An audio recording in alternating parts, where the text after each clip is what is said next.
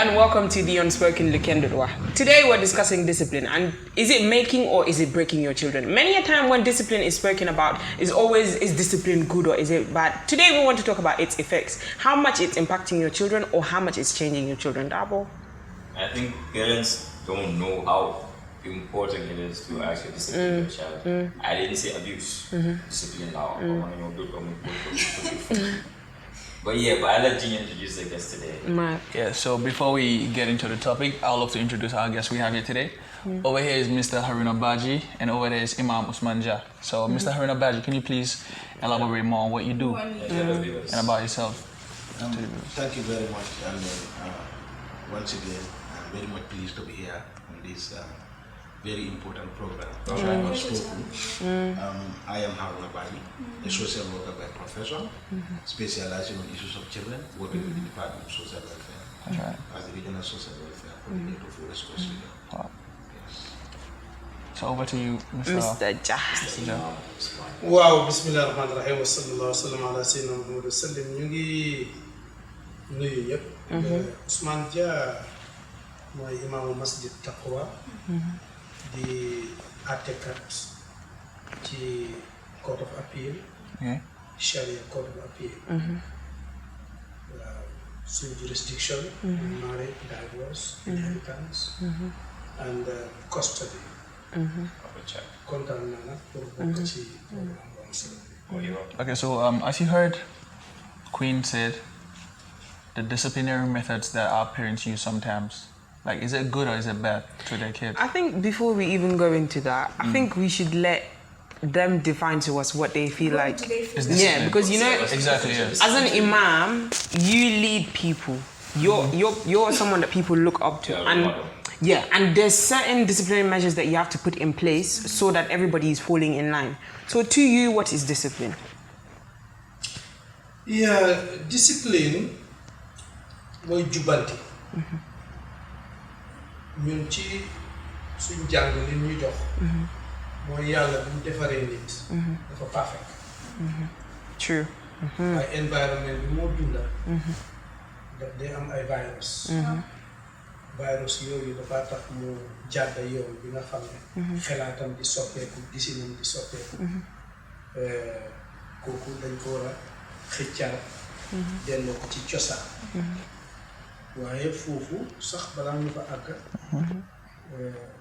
doomu aadama buy jóg bu juddoo ni mel noonu la xelam mi mel parce que cëram yi dafa néew doole mu tuuti mu yokk di màgg xel itam di same thing su nit ki juddoo xel mi dafa màgg ba keroog muy mut diir bi muy màgg te mutagut diir boobu lan la discipline miin foofu because foofu xamul lu bon xamul lu baax luñ ko wan rek li muy gis rek loolu lay jàpp ne lu war a nekk la su boobaa discipline foofu mooy parents am si bu ñuy def lu baaxul ci kanamam moom su boobaa loolu rek la moo roy waaye nag comme que danay gis itam ku dul parents am yi danay jëflante ñoom su ñooñu defee lu bokkut ak li parents am yi def ci lu baax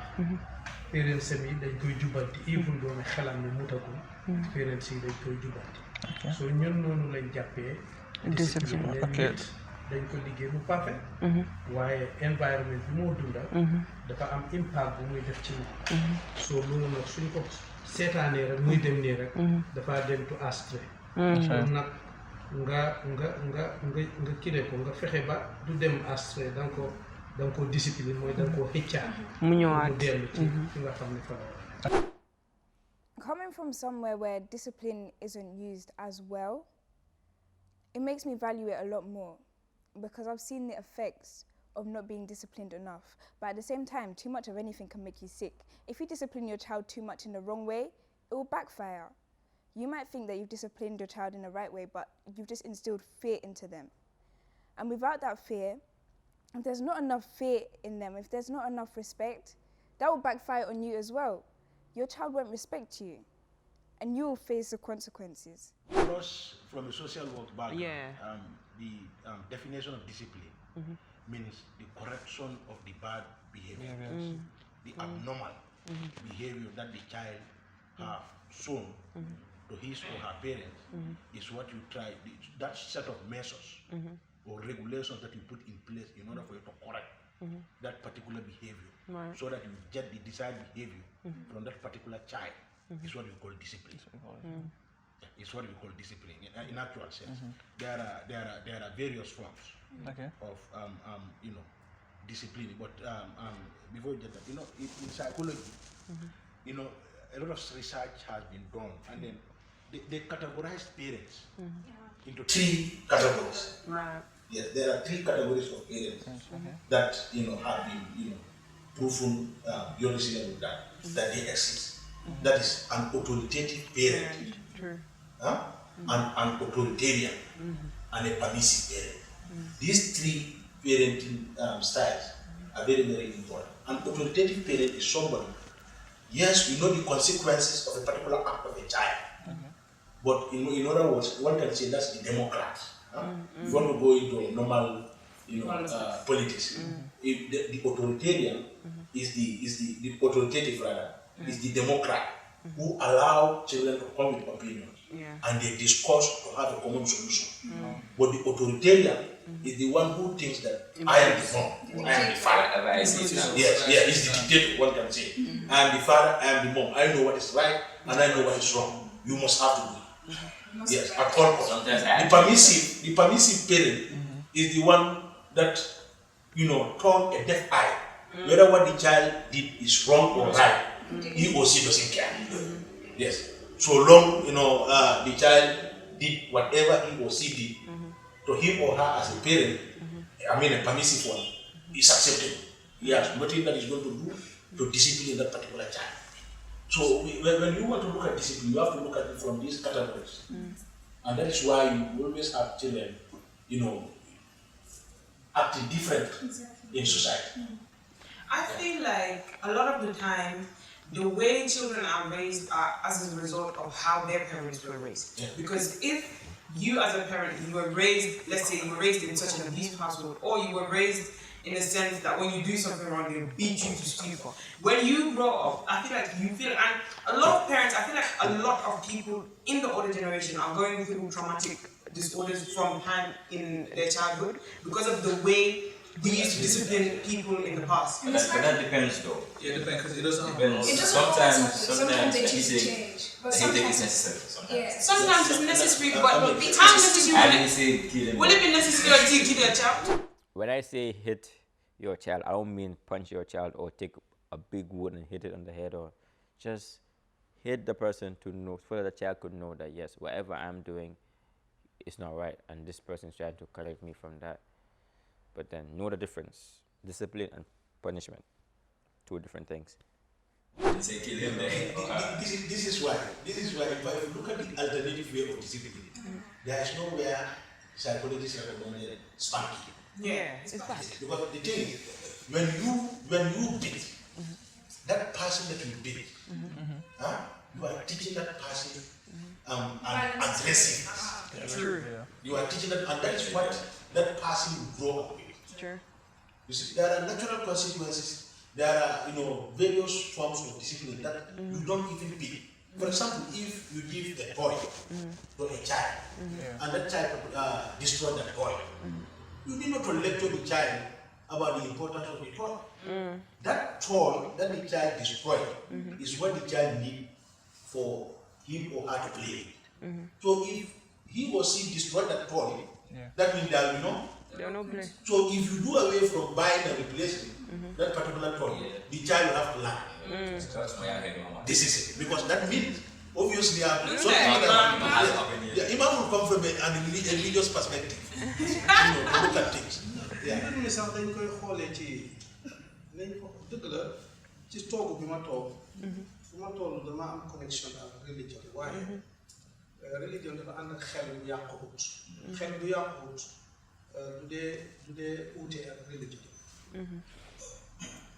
wax na lu am solo xam nga soo jëlee xale bi nga yóbbu ko ci school bi di ko teach li ko teacher bi di wax ndax dëppoo na ak ni mu gisee wala dëppoo ba dafa am pour jëlee ko noonu because ki koy tij mooy ki xam li moo tij so xale bi tam man dama jàpp ne sometimes autorité ti dig parent boobu daf dee nécessaire dafa depend ci parent bi ndax lim amee di ko joxe lu jaar yoon la wala jaarul xam nga mbir yi tam comme parent bi nga xam ne mooy discipline wala ki dee discipline ci boppam dañu war a jàng mooy kan force waaye suñ demee ba d'accord ne kii ku war a discipline la kooku dafa war a nekk autoritative suñ demee ba jàpp ne kii mooy ki war a discipline kon dafa war a nekk autoritative because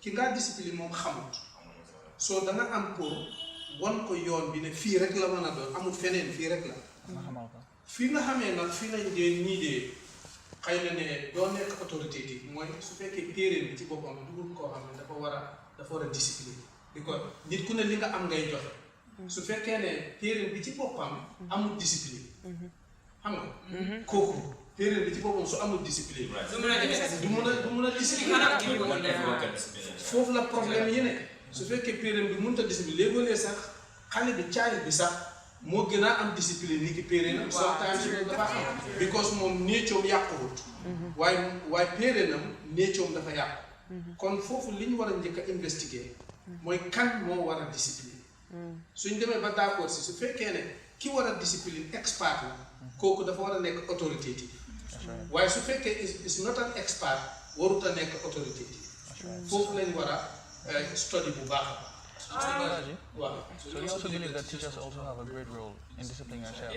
Of course, if you look at it, apart from the parent, apart from the home, children spend more time at school than any other place. So obviously, the role of a teacher in disciplining children matters a lot. And children also believe teachers so much so that whatever that the teacher tells them, they tend to believe much on that.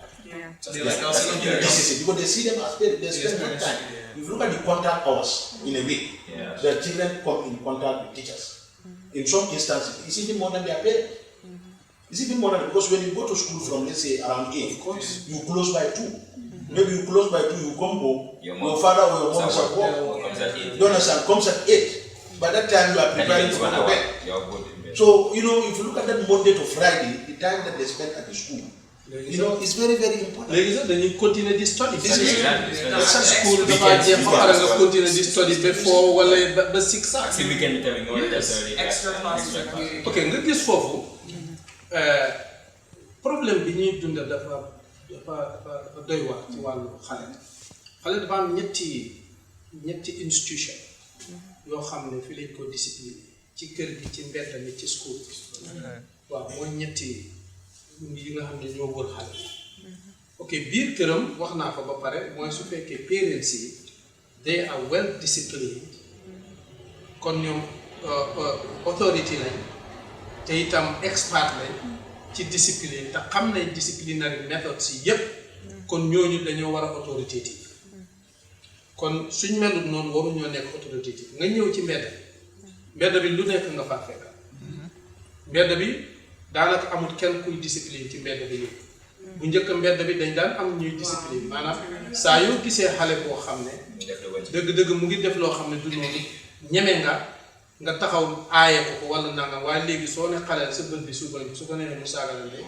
wax la loo xam ne mu garaaw te doo kon mbedd mi fi ne nii. Well, I'm not I feel like the major reason why young children most often do not listen to the older generation is because sometimes it's like you tell a child not to smoke, yet still you're telling a child to go and buy cigarettes. You can't tell somebody else's child to stop smoking if you yourself you are the weed dealer. How it work? How does that work? Correct yourself. Come correct. If you come correct to young people will give you back that same respect. You get what you give. That's that.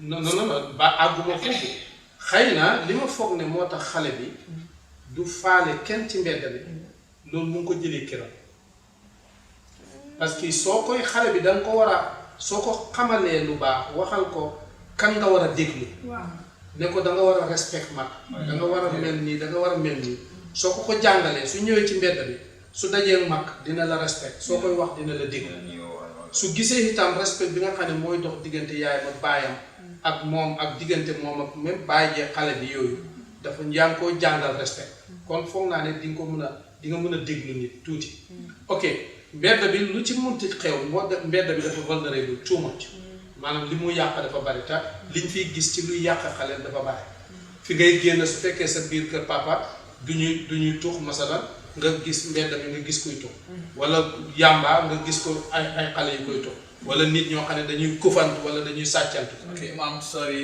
I have to cut you here for now because we're going for a break and we'll be right back.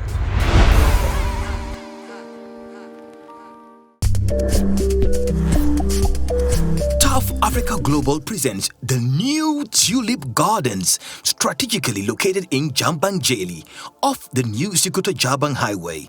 Tough Tulip Gardens is set to comprise of finished 2 to 4 bedroom houses and service plots in sizes ranging from 220 to 570 meters square. Unique features include water and electricity infrastructure, solar streetlights, all-weather roads, and scenic gardens. Deposit as low as $83,600 is only. We offer flexible payment plans, a 10-year mortgage plan with a 25% equity down payment in partnership with GT Bank, Trust Bank, and EcoBank, or an 18-month interest-free payment plan with only 20% deposit on the service plots. For more information, please contact 376-2333 or 776-2333 or visit our offices at Madiba Mall at Tough Bluefoot Gardens Estate opposite 5-Star Hotel.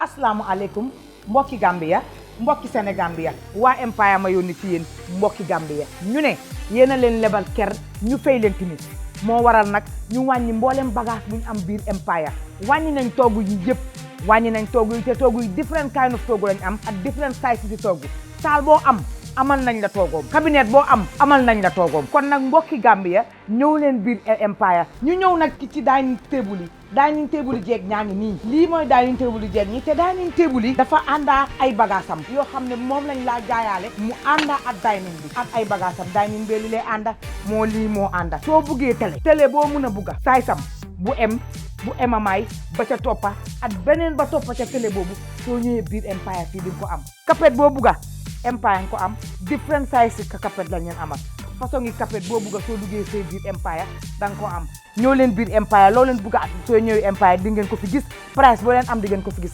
asalaamaaleykum.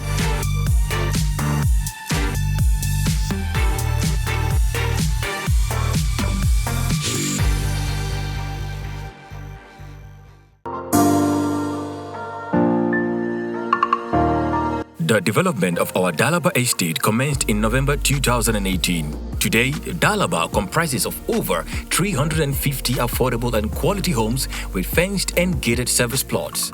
The estate boasts features such as surfaced dressed roads with interlocking bricks, solar street lights, and beautiful landscaping to be further complemented with 1,500 fruit trees.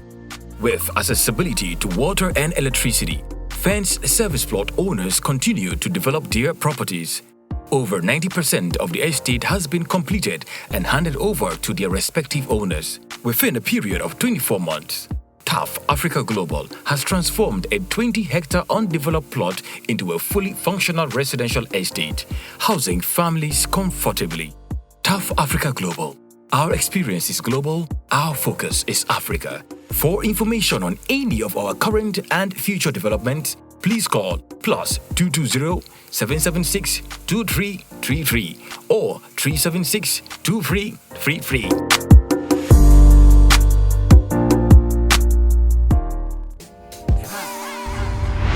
Welcome back to our Unspoken. Before the break, we had Alhaji Usman making a point. Would you like to continue on that? And then I have something to ask you. Yeah, wow, thank you very much once again. Fi ma toll woon mooy mbedd mi li fi xew beneen institution bi nga xam ne dañ fi dee mun a discipliner xale mooy school bi nga xam ne suma mbokk mi wax na ñëpp d'accord nañ ci ne time bi xale bi di def ci school si mu ëpp time yi moo def ci kër yi amul benn si waaye ndax ki ci school bi mun naa discipline xam nga question bu njëkk rek mooy kan mooy discipline ndax moom ci boppam ku am discipline teacher boo xam ne for exemple dafay fen ba student bi xam ne dafay fen teacher boo xam ne for exemple dafa ngeen jéggal ma dafa nopp kenn ci students yi ba sax su deful test bi sax mën na koo sàccal mu paas for exemple teacher boo xam ne mën naa mere student am ba tax mu wàññi maakam par exemple teacher boo xam ne dafay yónni xale bi ci papaam fenal pour lu mun a am yu demee ni ki noonu xam nga kooku mënut a discipline moo tax fi ne man dama foog ne fi ñu war a gën a bàyyi xel mooy kan mooy discipline xam nga yéen a ngi am training of trainers xam nga trainer balaa moo nekk trainer dañ ko war a train so foofu laa foog ne fi la problème yi ne so tàmbali ca kër ga ba ca school ba mbedd mi nag moom dafa ëppul moom mënuloo wax ne mun ngaa train nit ñi waaye su fekkee defar nañ nit ñi ci kër yi defar nit ñi ci school bi mbedd mi dafaa baax because mbedd mi dox dajee la so man dama foog ne balaa ñoo ñëw ci méthode si yeeg façon boobu dañoo war a njëkk a discours ñan ñooy discipline xale bi ak ndax ñi leen di discipline ñu war a discipline lañ war a ñoom ci seen boppa dañ leen war a discipline waaw ndax faaqidu shay laa yu'ti nit ku ne li nga am loolu ngay joxe so foofu laa doon joxe. So Imam, we see now that there's something we hear a lot. Xale yi léegi dañ yarate xale yi léegi dañ repa xale yi léegi am kilifa lan moo waral loolu. ok wax boobu dafa lose too much am na ñoo xam ne seen liñ dee wax noonu duñ ko dee teg foo xam ne dañ koy nangu ci xel parce que dafa am ñoo xam ne dañoo foog ne àddina bi ñu ngi ba tey 1902 maanaam àddina bi daal dafa war a toog foofu rek statique waaw dara du dem soo kooku waruñ koo déglu ci xale yi dañoo yara di ko xale yi dañoo nangam xale yi dañoo nangam waaye values lu jamono yàgg luñ advance luñ dem ci kanam values dafa war a remain nekk ay values because ak loo mun a amee jikko yu rafet mooy values wala discipline mooy tax loolu nga mun koo maintain lépp loo mun a achieve su fa discipline amul loolu dafa dem in vain. And I want to, sorry to cut you off, but I want to buttress on that values part because I feel like a lot of the young people now were standing on values that we do not understand. Like in households, more time when a male does something or when a male eats, it is expected that the woman is coming to clear it. And some of these values are things that males grow up with. More often than not, this is why they grow up maltreating women. Because that's what I'm saying. Some. Because then they'll be expecting their wife, oh, you have to go to work and pick up, you come from work, you come home. They have to cook, you have to come. I feel like some of these values need to be changed. Hale su boni, ñu ne yaay bi. Hale su baaxee, ñu ne mbedda bi la. It's the society. Why? How do you expect the child to be good if the father is drinking attire, morning, afternoon, evening, night? Then the mother is out there hustling and the father has the audacity, the fit and the daring mind to sit down and wait for this mother to come back from hustling, provide for the father, provide for the child, provide everything, then also add on top nurturing the child. It doesn't work like that. How do you expect a child in such an environment to become a responsible and respectful man in the society? How does it work with you? How? Okay, wow, dañuy takka dimba ak tey. Xam nga dimba jigéen ci kër gi la moo des di manee kër gi jigéen liggéey moo doon des ci kër gi pour management góor moo war a génn ci mbedd bi moo war a sonn moo war a ut li muy am dégg nga par exemple dañ jël ci jëkkër ak jabar dafa war a fuddalu dem ñuul mu tëdd ci seteem mu amee remote control mu ngi toxu ci channel yi di dem di ñëw yow nga génn ci mbedd mi yaa ngi ut yaa ngi building wala yaa ngi jël brouette yi yaa ngi tabax yaa ngi coono lu nekk yaa ngi ko def pour nga ut loo am soo ñëwee nga fekk yaa ngi ñaq yaa ngi soxla nga fekk sa jabar mu ngi tëddal su ne la nijaay jërëjëf rek pour yow sa xol bi sedd na dégg nga waaye yow it balaa nga ñëw li nga séntu mooy sa da nga fekk kër gi mu set sa jabar mi toog ci kër gi moo war a setal kër gi yére yi dañoo war a set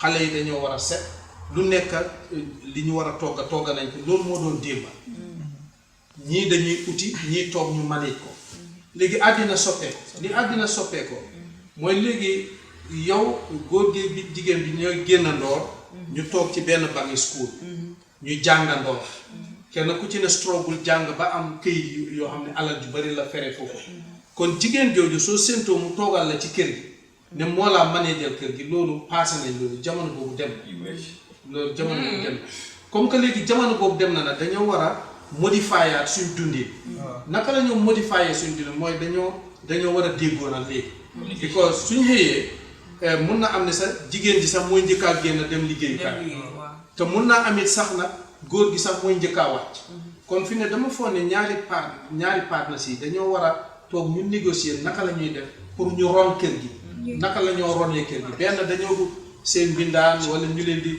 ñun employé ñu di leen defal liggéey bi su boobaa comme ni jëkkër daan xoolee jabar ne dafa war a toog mu wàcc mu ñëw sukkal ko fële moo war a dem raxasi suñ lekkee moom moo war a dem raxasi yooyu nañ ko génne ci suñ boppa yi ni ñuy def mooy suñ lekkee sax yow su fekkee yaa ëpp a jot sa jabar war nga ko nga dem nga raxas bool bi par exemple su fekkee yaa ko ëpp a jot war ngaa mun a togga loolu mooy dañuy dellu ci ñi ñuy sut ci jamono mooy Europe ak Amérique ci loolu la ñuy dund te ñun foofu lañ jëm bu ñu neexee bu ñu naqaree foofu lañ jëm suñu neexee suñu naqaree ok léegi nag loolu doon xew ci yaay ak baay dafa royaat ci broda ak sista yi nga xam ne ñoom ñuy dund ak yaay ak baay because broda ni mu gis papaam di def ak yaayam loolu moom itam noonu la moo gisee ne moom itam sistaam loolu la ko war a defar so foofu la mbir mi nekk waaye bu yaay ak baay seen mbir ceeñee broda ak sista bi seen mbir dafaa ceeñ da nga gis ne broda bi mun na ñëw kii la sax broda moom moo war a dem raxasi bool wala moo war a bale bi ko fële ceeñ ne su boobaa fii it dafaa ceeñ waaye fële ceeñ ñu fii du ceeñ so noonu la mbir mi Mr. Marina, right. As a civil worker, social worker, right? So I think people overdo this disciplinary. The disciplinary methods, they overdo it. To hit your child, I don't mind. Honestly, but sometimes they do it way too much. Yeah. Do it too much just to show him that bow. You know, there's a difference between discipline and punishment. There's a lot of us, tend to. But you see, every behavior you see is learned. Behaviors are learned, and they can also be unlearned. Any good behavior you see, you learn it somewhere. That's right. And any bad behavior also you see, you learn it somewhere.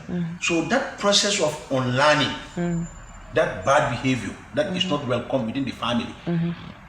In order for you to adopt the good one, is where you now have to apply at least reasonable discipline measures that can help the person to learn. You see, we have very good example, like even time outs.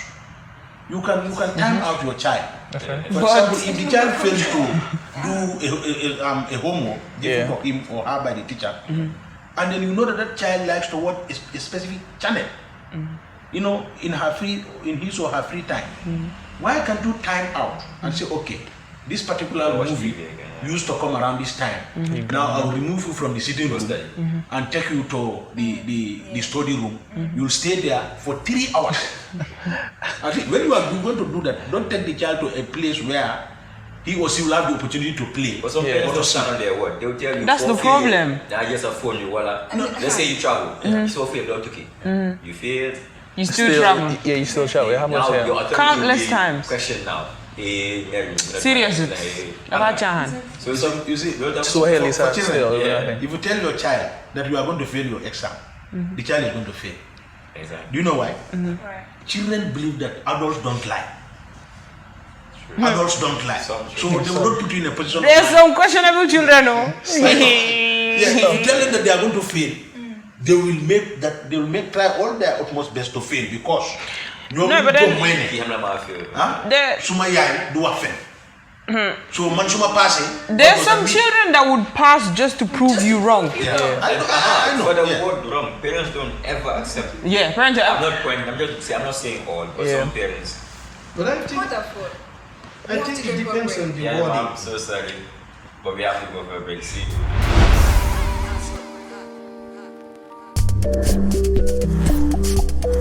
Tough Africa Global presents the new Tulip Gardens, strategically located in Jambang-Jeli, off the new Sikuta-Jabang Highway. Tough Tulip Gardens is set to comprise of finished 2 to 4 bedroom houses and service plots in sizes ranging from 220 to 570 meters square.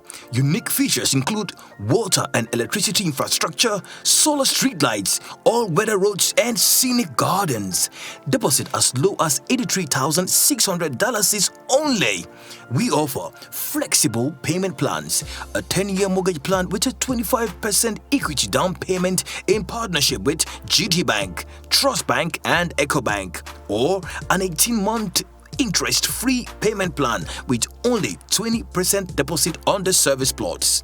For more information, please contact 376-2333 or 776-2333 or visit our offices at Madiba Mall at Tough Bluefoot Gardens Estate opposite 5-Star Hotel.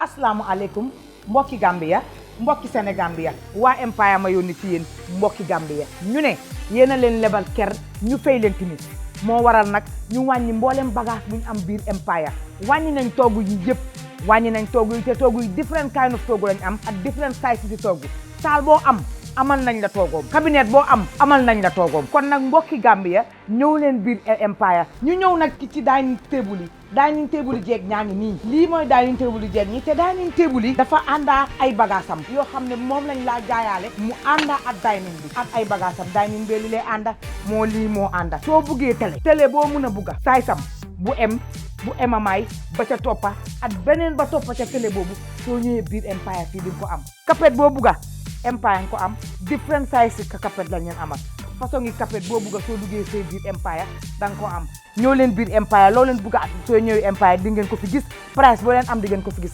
asalaamaaleykum.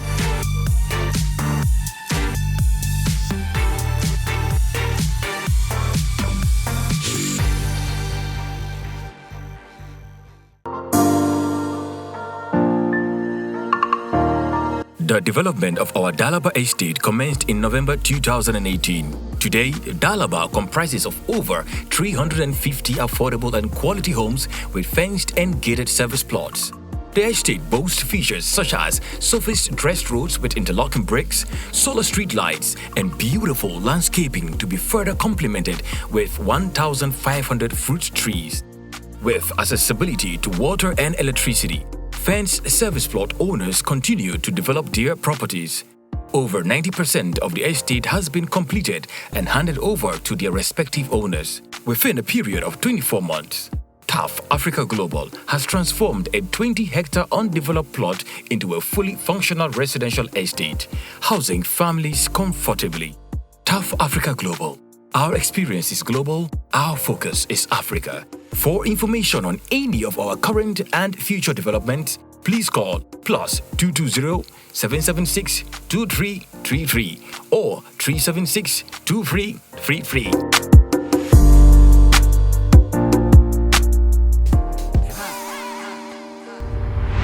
Welcome back to the Unspoken. So before the break, Imam was actually making a point, so I want him to elaborate more on what he was trying to say. Oh yes. Lii suma mbokk mi wax ne xale yi dañoo gëm ne mag duñ fen ba xale bi soo ko waxee ni ko dangaa féer su boobaa dangaa féer maa def loolu is not absolute dafa depend ci wording bi wax bi ci wording bi la su fekkee xale da nga ñëw mu nekk dafa mel ni daal da nga ko informe ne dafaa féer ak bokkut ak nga dëkk nekk wooni defal nangam de soo deful nangam dangaa féer si de waaw defal nangam soo ko deful dangaa féer boobu defe ne xale bi du ko jàppane loolu du féerloo xale bi non loolu daf ko tiitloo ndax mu def because buggut failure su boobaa dafaa def li nga ko sant so dama foog ne yéen a ngi dugg fii ci li ñoo tuddee disciplinary methods. Disciplinary methods ci ñun niñ ko gisee dafa vary ci from person to person. ki nga discipline loolu yëpp nag li la ko jàngal mooy ki dee discipline su fekkee expert la moom moo war a xam ki mu bugg a discipline naka la ko war a discipline lan la war a jëfandikoo pour man koo discipline because am na xale yoo xam ne danga leen di jaay diw moom mun nang diw moom mën a nanga rek jeex la moom loolu la moo def waaw am na xale boo xam ne loolu rek doy na ko am xale boo xam ne buggut a gis sa mer soo xamee ne su defee nangam mu naqari la dafa am xale yoo xam ne dañoo bugg a seen période di kaf ak réer gi ngay def ak ñoom waaw bugguñ koo ñàkk soo xamee ne suñ defee nangam dangaa mer duñ bugg a def loolu yes am na xale boo xam ne danga koo xañ lu neex lim bugga lim ko daan jëndal soo defee nangam duma la jëndal nangam for exemple boobu soo ko waxee wala du ma génn du ma ànd ak yow du ma la yóbbu palaas sànga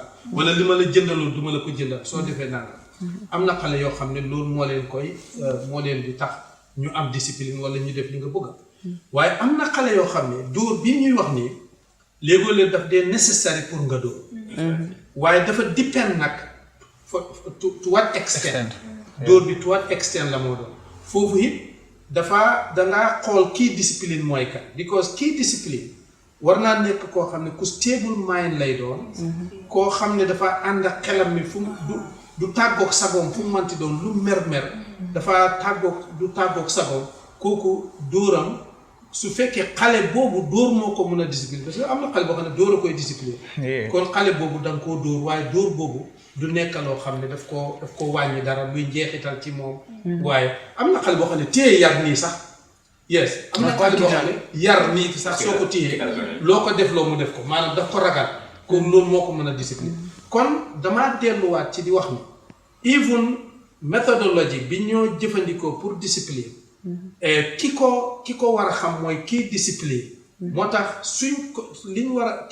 suñ itte dañ ko war a def ci defar nit balaa moo defaree so foofu laa doon léegi-léegi nag nga gis nit koo xam ne dafa bon xol daf dee am nit koo xam ne xol bi dafa bon ba mun naa def doomam loo xam ne mun na ko sax gaañ yes mun na ko gaañ loolu nag moom kooku dafa feebar nit ku feebar la maanaam kooku nit ku feebar la kooku mënut a discipline comme moom dañ ko war a discipline moom itam dañ ko war a yar ak when you said comme su nekkee da ngaa discipline you have to be calm of course comme dafa am teachers yoo xam ne dem kër they have their own personal problems they're human beings ngay am seen stress ak kër jabar bi nekk gars su ñëwee si school yow soo def wàccee ko sa kaw ñu wàccee ko sa kaw sax ñu mer yëpp ñu ñëw wàcc benn ok nga gis na xale bi tam léegoo-léeg xale mën na def lu garaaw bu ko garaawal maanaam asa waxtu wi mu defee loolu da nga koo calm down léegoo-léeg sax bul wax ak moom ci jamono bi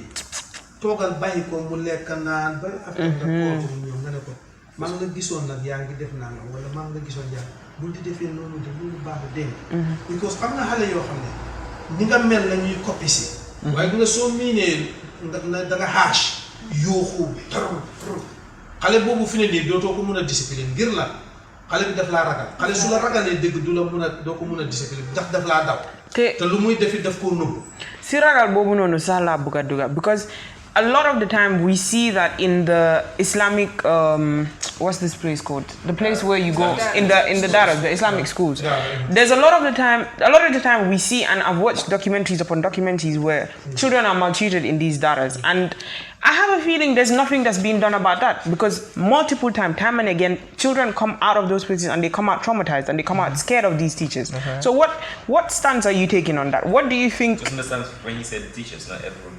Not everybody can teach, but what are we doing to stop that as parents? Okay, foofu itam comme ni ma la ko waxee rek dafa uute ci daara bi man daara laa jàngee ci kaw gi laa dikka fa laa jàngee waaye ki ma doon jàng man dama ko bëgg te li ma jàpp gisuma nit ku ko gën a mën a discipline ku mu yar koo gis laajal ci ñim yar ñépp koo ci gis dafa am discipline dafa yar even ni moo lekkee sax even ni moo doxee even ni moo waxee nit ñi te dana dee dóor yes waaye dafa nécessaire dégg nga kooku du def kenn lu ñaaw even su la gisoon sax nga am gaañ-gaañ te waxuloo ko dafa mer dafa bëgg a lépp lu la laal nga wax ko ñu faj la fu toll mu ngi amee garab soo ne suma bopp bee métti dana la moccal su tàngee mu su amee garab bu mu la jox wala mu ne la demal nga tëdd nga féeg nga wér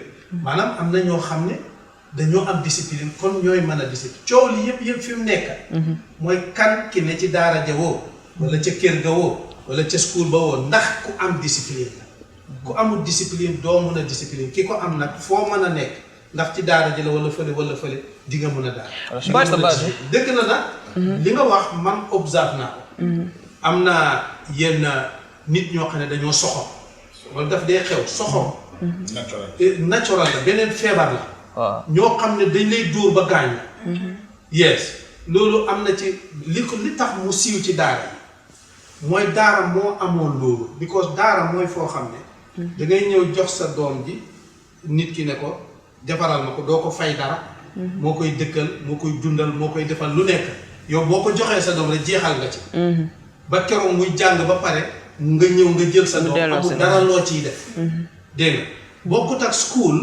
moom dafa ñëw dafa àddina bi moo advance nit ñi war a civilise waratuloo toog ci suuf waratuloo dox tànki neen waratuloo ñàkk a lekk waratuloo tilim dégg nga ñu defar loolu kii jàngale da nga koy fay pour mu ñëw xam nga mu defaral la sa doom soo kooku moo gën a civilise ni ki kële moo gën a xam itam méthode yi nga xam ne moom la ñuy defaree ndax moom itam dañ ko defar dégg nga si buntu boobu foog naa ne loolu mooy différence bi te loolu fi ne nii wax dëgg yàlla wàññeeku na bu baax a baax su jeexu ci tam Mr. Baji, for you as a social worker. Okay. Right. Nowadays, a child, so the federal, nga ñëw nga ne ku def lii mu ne maa ko def nga dóor ko. You know, if you come again and you ask, du la musoo maa ko def. So that's gonna make him lie. To me, that is funny. And it seems like there's more of that. It's happening everywhere in school. Exactly. Yeah, I know. You know, we tend to focus more on the stick than the carrot. We forgot, you know, when you are dealing with children, you have what you call the stick and the carrot. The carrot is meant purposely. If the child did something that you feel you are happy, you reward the child. You reward the child by, you know, telling him or her you appreciate it. Good. Yeah, Understand? Than just to only focus, so I'll be there for one rek, not here good dog. But there was this child, I always want to share the story. Papa Maki, I am, you know, then, you know, desal and security. You know, them ligay. At that time, them on school. So when we watch it, we know see Kerry, look at see Wamba, fega for sauce be at Malodi. Sauce be very not, you them all Halitani, you know see Kerry, the sauce be like a year. Papa Maki, I am watches a heave. You know, like, and a sauce be, when Monday, the madam orders my colleagues. You know, you jackal. So that here could door. Understand? See, let's buy for Alice. The table. You dem liggéey mu wàcc si rek fekk fa xaalis bi jël xaalis bi dem dugg si bitik bi jënd minti seedaale ko si xaritam gaa ñëw ñu laaj ko xaalis bi ñu fi bàyyi kana ko mu ne man de jëluma dara understand soo dooruñ so at the end of the day mu ootee meeting mu ne waaw moom dafa bëgg a xam daal ana dëgg bi ak fen waaw moom dafa bëgg a gaa explain ko the difference between the two because the other day moom he tell the truth ñu dóor ko yeah, so it's important we focus more on that too. So we'll go on a short break, and when we come back, we'll be discussing more about this.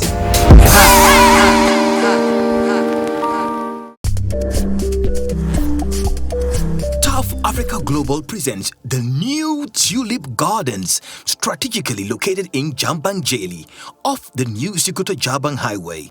Tough Tulip Gardens is set to comprise of finished 2 to 4 bedroom houses and service plots in sizes ranging from 220 to 570 meters square. Unique features include water and electricity infrastructure, solar streetlights, all-weather roads, and scenic gardens. Deposit as low as $83,600 is only. We offer flexible payment plans, a 10-year mortgage plan with a 25% equity down payment installment in partnership with GT Bank, Trust Bank and EcoBank, or an 18-month interest-free payment plan with only 20% deposit on the service plots. For more information, please contact 376-2333 or 776-2333 or visit our offices at Madiba Mall at Tough Bluefoot Gardens Estate opposite 5-Star Hotel. Assalamu alaikum, mbokki Gambia, mbokki Senegambia, waa Empire ma yónni ci yéen mbokki Gambia. ñu ne yéen a leen lebal ker ñu fay leen tamit moo waral nag ñu wàññi mboolem bagage bu ñu am biir Empire wàññi nañ toogu yi yëpp wàññi nañ toogu yi te toogu yi different kind of toogu lañ am ak different size ci toogu saal boo am amal nañ la toogoom cabinet boo am amal nañ la toogoom kon nag mbokki Gambia ñëw leen biir Empire ñu ñëw nag ci dining table yi dining table yi jeeg ñaa ngi nii lii mooy dining table yi jeeg ñi te dining table yi dafa àndaa ay bagaasam yoo xam ne moom lañ laa jaayaale mu àndaa ak dining bi ak ay bagaasam dining bi li lay ànda moo lii moo ànda soo buggee télé boo mun a bugga saay sam bu bu emamaay ba ca toppa ak beneen ba toppa ca télé boobu soo ñëwee biir Empire fii di ko am kapet boo bugga Empire ko am different size ka kapet la ñeen amal façon ngi kapet boo bugga soo duggee see biir Empire danga ko am ñoo leen biir Empire loo leen bugga soo ñëwee Empire di ngeen ko fi gis price boo leen am di ngeen ko fi gis asalaamaaleykum.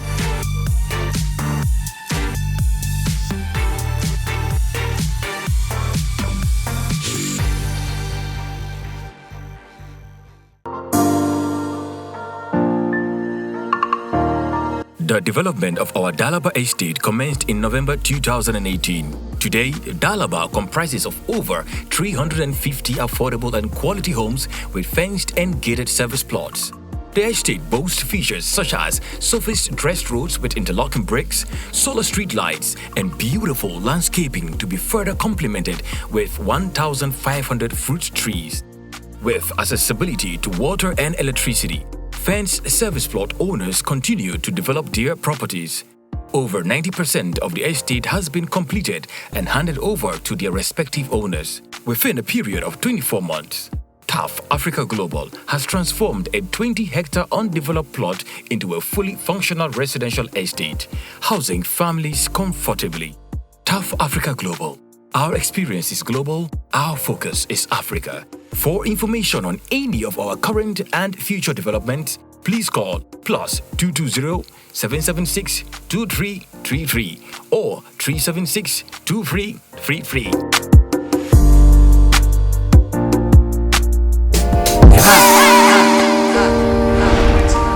Just before the break, we had Mr. Haruna talking about how a lot of the time when we're beating our children, we're teaching them to lie rather than tell the truth. Sure. And I feel like there's something that's very, very evident here. It happens a lot. And touching on a point that Imam said, you need to know the child that you're disciplining. Sometimes you might beat a child and there might be somebody down loud. Exactly. Sometimes you might be beating a child and there's a tap it. You need to know, because I feel like it's really affecting the way people are growing up. And yeah, discipline is something that we all need. It's something that we all need to go through. And the way society is going at the moment. I feel like society's problem is now we feel like hardcore discipline is the African way. If it's not hardcore, it's not African. But then that's where the problem is, because then now parents think, okay, it's okay because I'm yelling my child the African way. If I don't beat my child, and I'm yelling. The African children, they're saying that yes, African disciplinary methods are harsh.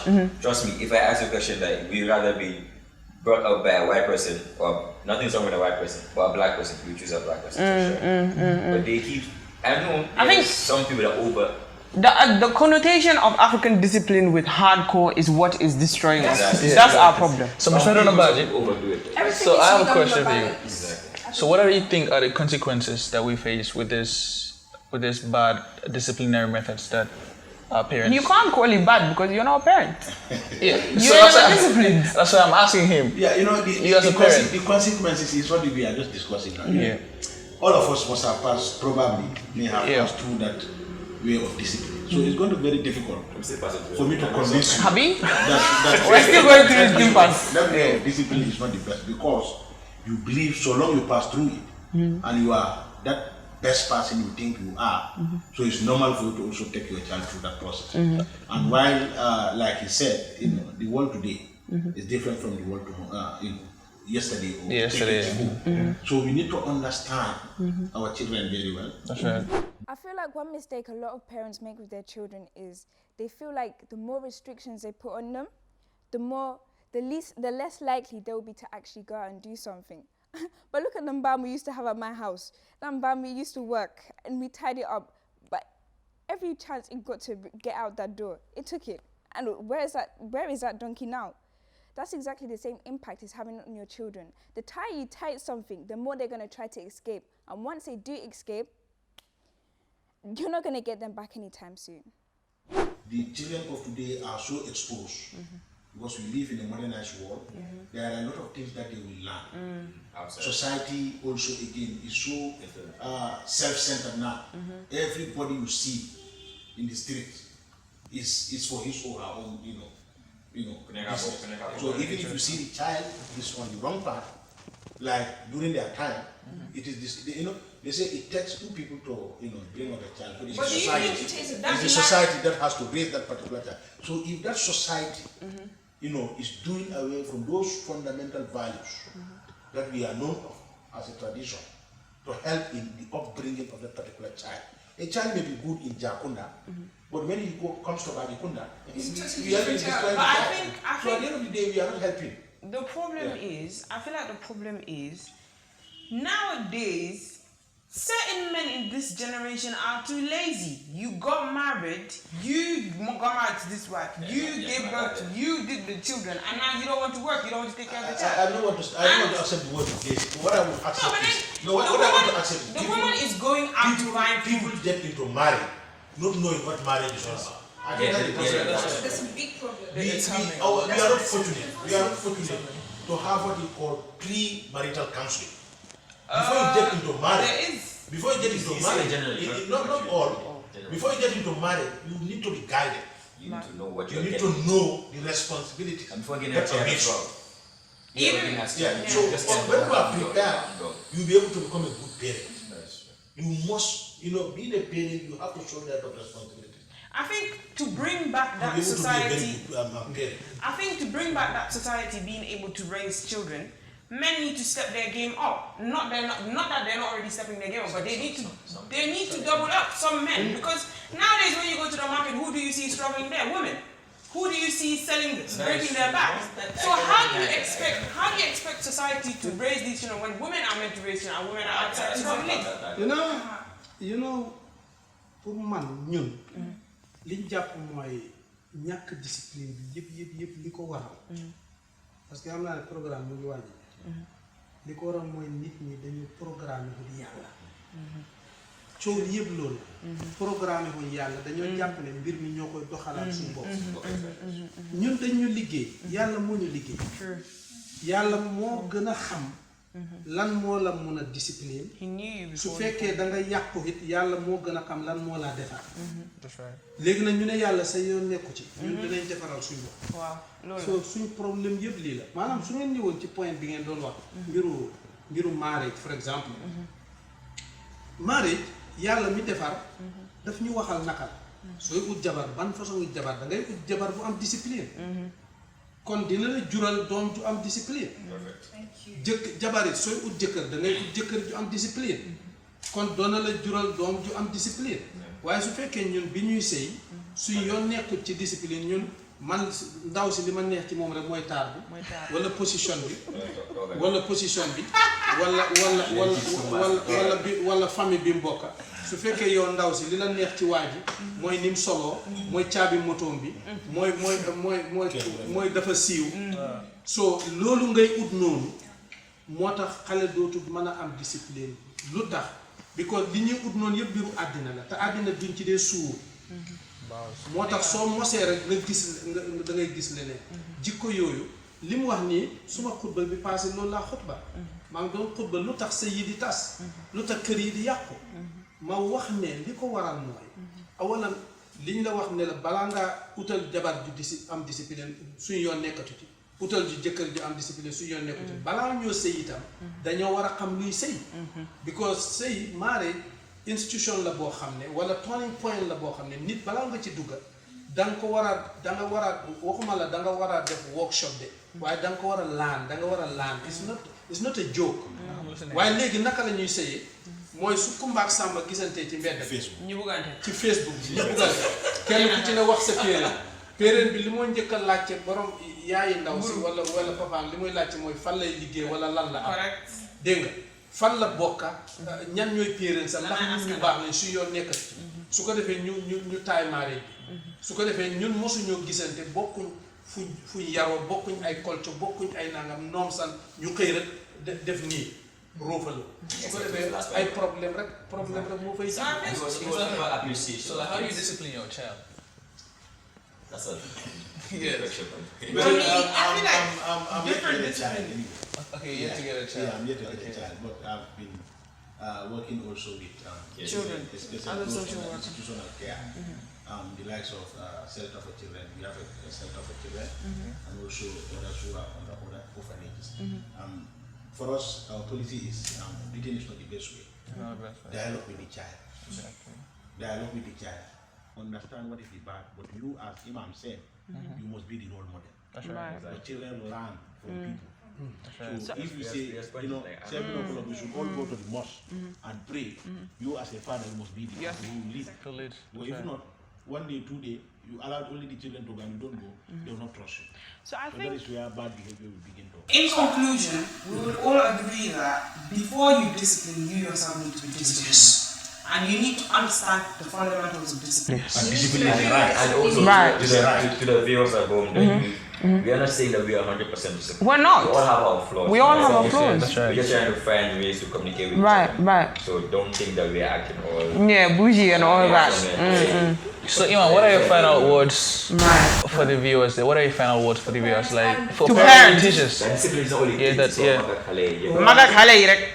li ma bëgg a wax rek mooy gannaaw bu ma wanee suma mbégte ak suma kontaante ci seen liggéey bu rëy bi liggéey bu rëy ngeen di def nii because da ngeen jéem a tabax society boo xam ne dafa free from crime from misbehaviors yi nga xam ne te loolu dafa delloo réew gannaaw duñ mën a développer fekk amuñ discipline kon yéen seen li ngeen di def dafa noble maa ngi leen ciy sant second li may sant rek mooy parents yi laay buggal ne ñoom ñooy the backbone of their children pour nga discipline sa xale jarut nga di ko wax discipline nga koy jëf li ngay jëf sa doom di ko gis sa xale di ko gis yépp na pare sa xale su fekkee ne dafa def lu correctul bul ko yuuxu bul dóor njëkk la laajte lu tax ngay def naxanteeg moom ubbi xel mi lan mooy consequences of li muy def nii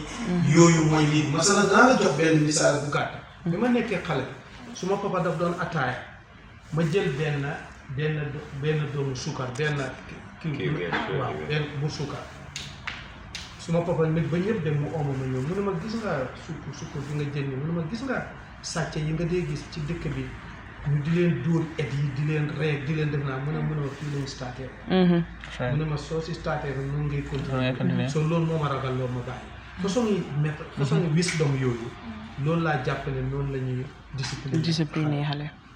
Yeah, but then right now we all agree that abusive methods are not always the best ways of discipline. Not everybody can discipline a child. And before you discipline a child, you should be disciplined. Thank you very much. Thank you for this joining brings us. to the end of the show. And Stay thank Mr. tuned. Haruna and Imam Jah. This is the Unspoken Show. See you next time. See you Stay next tuned. time.